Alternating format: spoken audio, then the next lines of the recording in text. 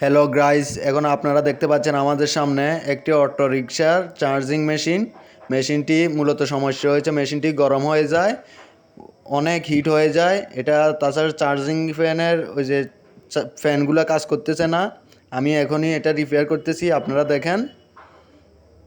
অবশ্যই এখানে শুধুমাত্র একটা আইসিতে সমস্যা, সাধারণ সিম্পল কাজ যে কেউ পারবে। দেখতে পাচ্ছেন আমি এটা এখন চেঞ্জ করে দিলে মেশিনটা ওকে হয়ে যাবে। অবশ্যই আপনারা মনোযোগ দিয়ে দেখেন, আপনারা নিজেরাও পারবেন। এটাতে হালকা ধুলাবালি এটা পরিষ্কার করে দিচ্ছি। ব্যাস, এখানে আইসিটা পাল্টায় দিলে এটা কাজ শেষ। এটা পুরোপুরি আগের মতো সার্ভিস দেবে। দুটো ফ্যান আছে, মেশিনটি হাই কন্ডিশনে দেখতেই পাচ্ছেন।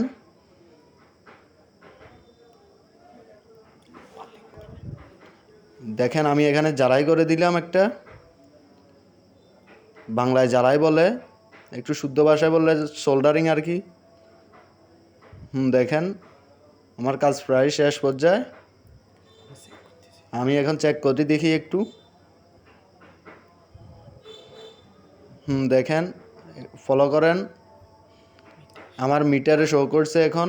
আপনার আমি ভিডিও দুর্বলের কারণে এটা দেখাতে পারতেছি না, বাট লাস্টে আমি দেখাবো মেশিনটি পুরোপুরি ওকে হয়ে গেছে। আপনারা দেখেন দেখেন আমি এখানে ভোল্টেজ চেক করে দেখতেছি, এখানে ভোল্টেজ আছে। হ্যাঁ, ভোল্টেজ ঠিক আছে।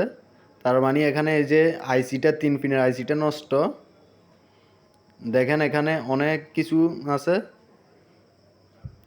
দেখেন এখানে আমি আইসিটা চেঞ্জ করে দিলাম। দেখেন কাজ প্রায় শেষ পর্যায়ে। আপনারা স্কিপ করবেন না, ভিডিওটি পুরো দেখে যান।